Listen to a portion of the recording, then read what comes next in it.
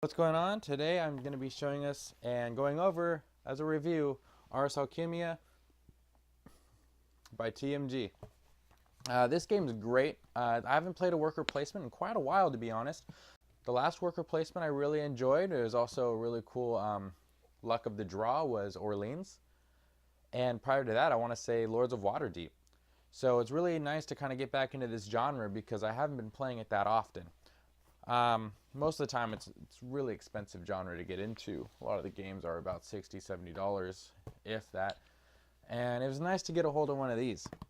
What I do like about it is it uses this minimum worker placement mechanic. And what I mean by that is if I were to place 4 meeples down on a resource, in order for the next player to steal that resource from me, they have to place 4 plus 1, because 4 is now the minimum.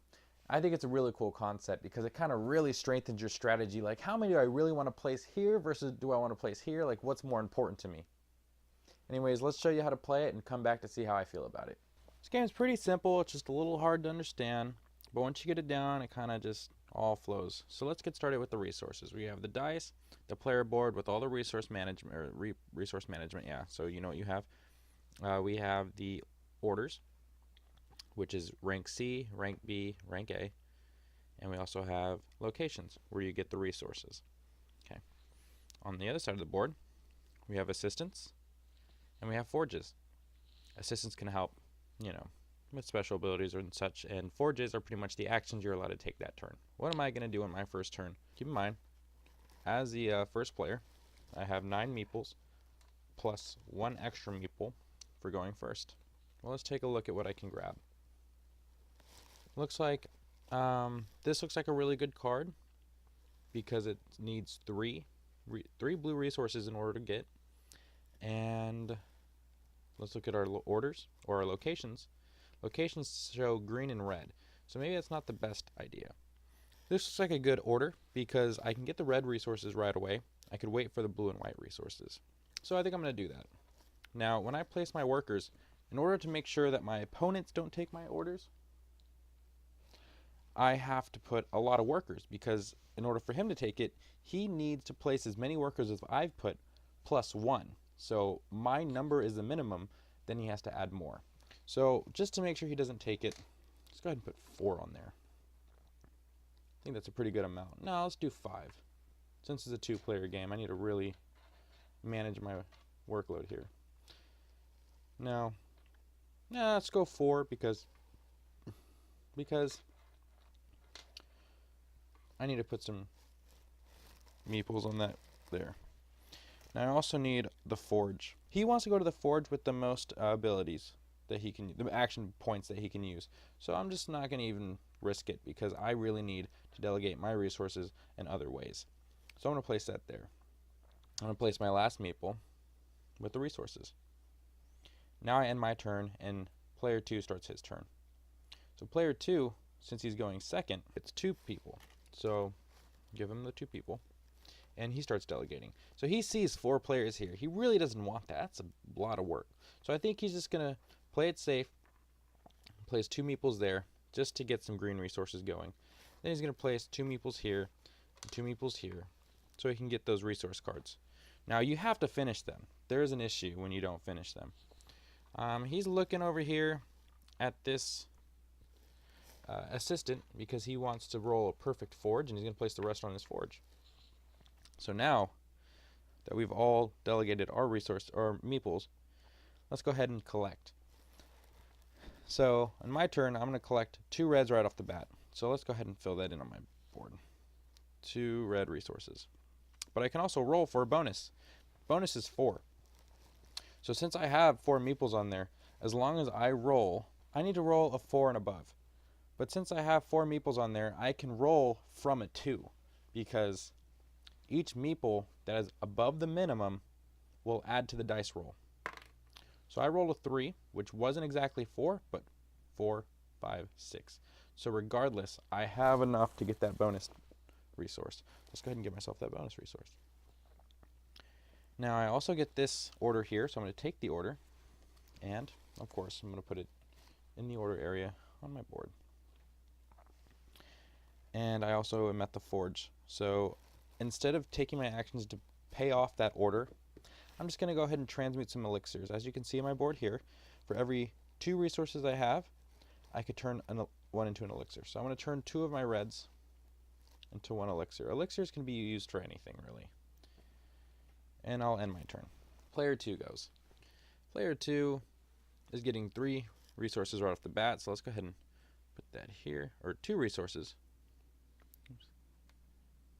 Plus he's going to roll for that bonus resource, which is also a 4. So he got a 5. Regardless, he gets that bonus resource. Go ahead and give it to him. And he gets these 2 cards for his orders. He's also at a forge with 3 orders. So since he doesn't have the resources to do so, I think he's going to do the same thing as me. He's going to use 2 to get an elixir. That way he can spend his resources differently. And then we reset. So we place all the cards back down. And since we're in a new year, every turn's a year, let's go ahead and reset these.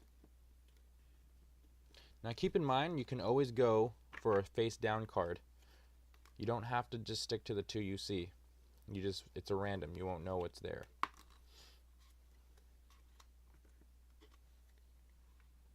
Okay. And that goes for the forge as well.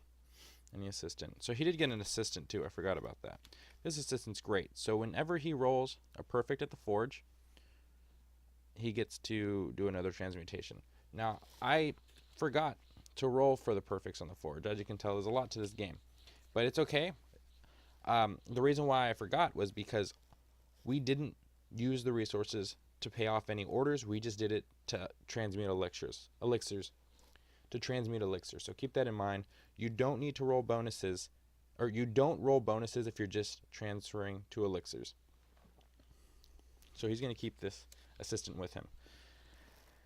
In order to maintain it, as in keep it till year 2, he has to pay a meeple. So he's going to go ahead, right off the bat, pay a meeple to the town center because he wants to keep his assistant for this round because he thinks that he's going to be able to pay for an order in this round.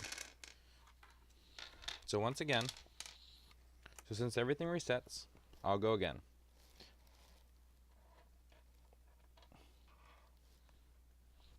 So usually, in order to find out who gets to go first, it's based off points. Whoever in last gets to choose if they want to go first or second or third or fourth, whatever. But since it's a tie, nobody got points that last round.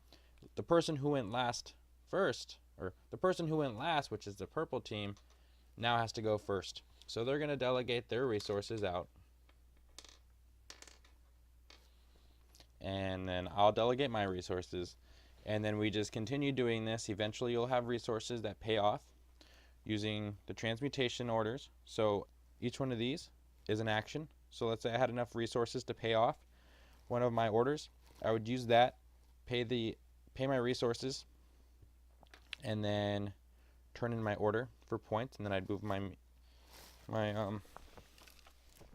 score token down the points. And then this repeats for 4 rounds. The thing with the orders is once you complete the order of rank C, then you're allowed to take cards from rank B. And once you finish rank B, then you can take cards from rank A. So it's pretty simple once you get the game down. It's just a little hard to get used to as you first start out. But I definitely recommend it. You got to look at how to play a couple rounds of Ars Alchimia. Hopefully I did a great job explaining it. I know it's not the easiest game to get into, but I had a great time going over it. I had a great time playing it with all my friends.